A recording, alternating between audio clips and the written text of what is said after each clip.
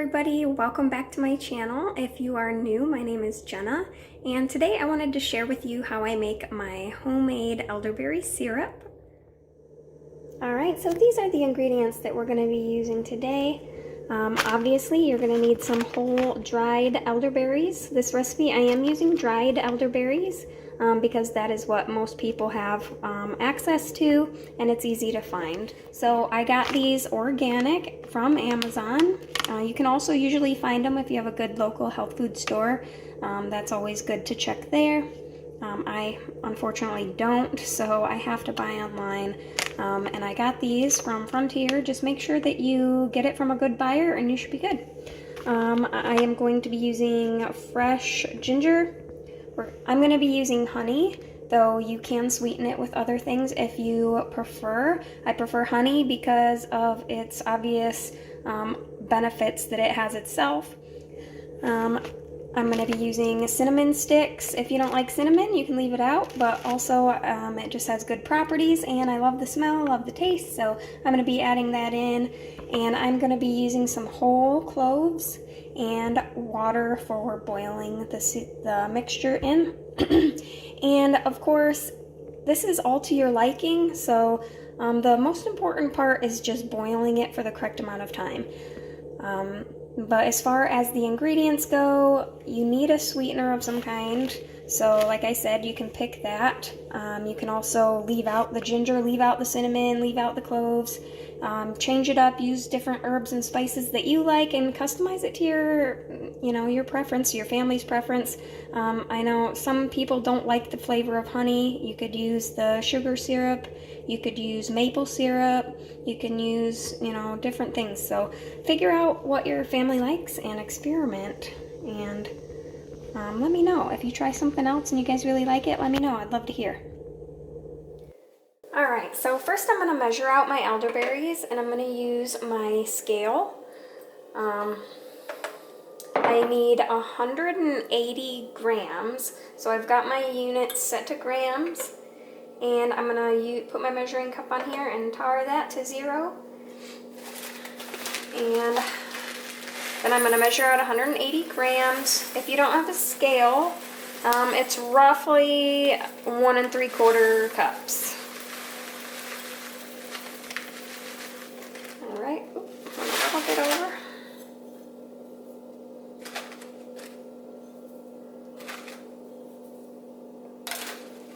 Whoa.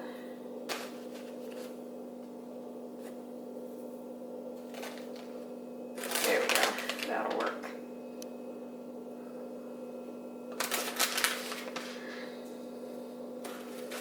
Okay.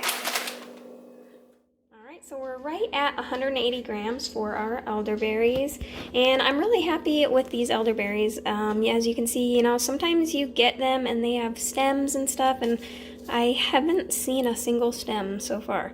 So if it's your first time making this, if there's very many stems at all, you're really going to want to pick them out because they are toxic, and you don't really want to consume that. You don't want to give your family nausea and a stomach ache from your homemade concoction. So I would recommend picking out the stems, and I'm going to go ahead and measure out the rest of the ingredients now, so let's go. Alright, so I've got my ingredients all measured out and ready to go. I've got my honey set aside for after the boiling process is over. So I've got 1 teaspoon of grated ginger. So I'm going to add that into my pot. And I'm going to be using 1 stick of cinnamon. And I'm going to put in 4 whole cloves. And I'm going to put in my 180 grams of elderberries, dried elderberries.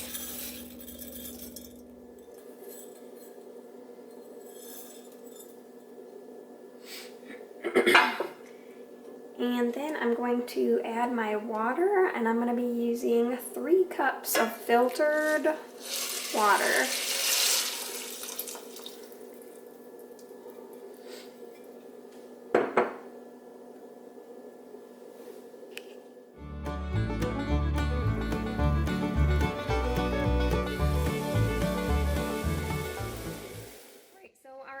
elderberries have come to a boil now, and I'm gonna just reduce the heat to a simmer. And we're gonna simmer uncovered for a minimum of 30 minutes. We want to end up in the end with 1 cup of our syrup.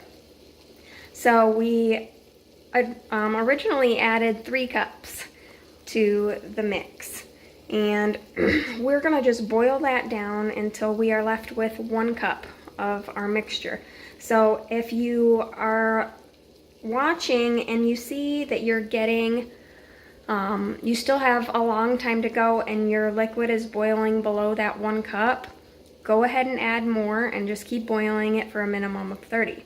Now, if you reach 30 minutes and you still have an excess of water and you're not down to 1 cup yet, you're gonna wanna just continue boiling until you get down to about 1 cup. The reason I say 1 cup is for dosage. In the end, if you end up a little bit short, just add a little bit of water into it. Just make sure that you have about 1 cup, and that way my dosage will make sense with what you're consuming. So I'm just gonna continue to simmer this for a minimum of 30 minutes, and then we'll be back in a few minutes. Well, 30 minutes, I suppose. And as you can see, I'm sitting at 1 cup, almost to the tea. So one good method of straining would be if you have some cheesecloth. That works great, and then you can really squeeze out the excess liquid in the berries. Unfortunately, I forgot to get more cheesecloth, so I'm using just a stainless steel fine meshed strainer, and that's working great. It's just a little bit more messy, so I put the measuring cup into a big mixing bowl so that in case I did drip or spill anywhere, that hopefully I would catch the extra liquid. So I've got 1 cup here, which is exactly what I wanted. I'm gonna go ahead and set this aside and wait for it to cool to right about room temperature. It could be a little bit over room temperature, but right around room temperature. I want it to be under 100 degrees for sure, because I'm gonna add my raw local honey, and I don't want to kill off any of the yumminess in the honey. So I'm going to go ahead and let this cool, and then we will come back and add our honey and finish this up. Alright, so I've waited a little bit, and my elderberry syrup is to about 95 degrees or so. So it is ready to add our honey. So again, you can use a different sweetener if you hate honey, but I like it not only for the flavor, but I think that it has a lot of helpful benefits. So I'm going to be adding 1 cup of honey to my elderberry syrup, and then I'm just going to mix it well.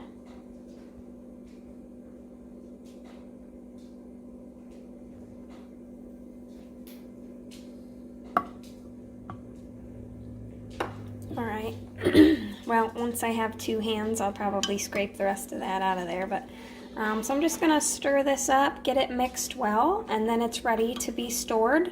You're going to want to store your elderberry syrup in the refrigerator in a sealed container. And this will last about 2 months in your fridge. Now, you can freeze it as well if you want to use it for a little bit later. My dog is chasing his bone, so. Alright, that is just about stirred. I'm going to stir it a little more, and I'm going to scrape out my measuring cup, and then I'm going to bottle it up and put it in the fridge.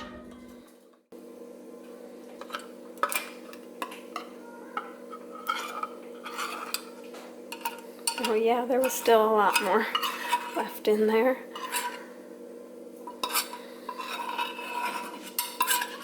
Alright, that should do it. Alright, so I'm just going to continue to stir this up until it's nice and mixed.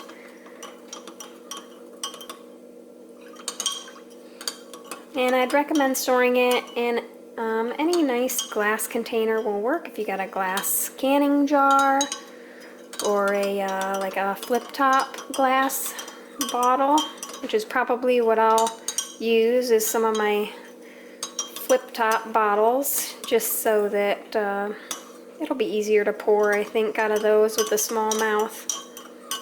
But I also have some really cool lids for my canning jars that I got from using homemade syrup yet, and I'm not actually using them right currently. So maybe I'll use those too. Those will be good to pour. All right, that looks good.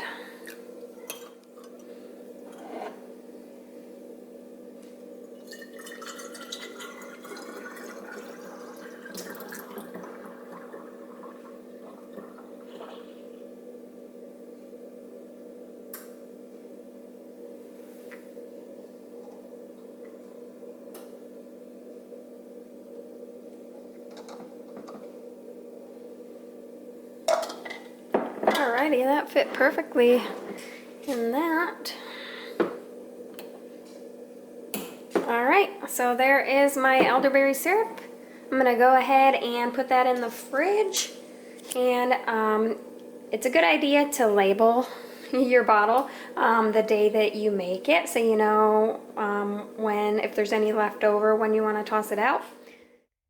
Alright, so for dosing, you're going to want to do, adults can take 1 tablespoon up to 4 times a day, and children can take 1 teaspoon up to 4 times a day.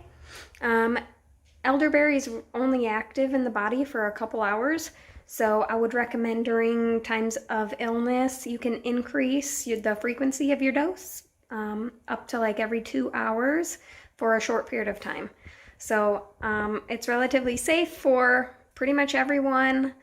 If you have an autoimmune disease, be careful. I would consult a doctor before trying any. So I hope this helps you guys out. Alright, so that's it for this video. I hope that you found this useful, and if you give it a try, let me know what you think. If you changed up your ingredients at all, let me know what you used and what your family likes. And I hope that you guys subscribe, and I'll see you guys in the next video. Bye!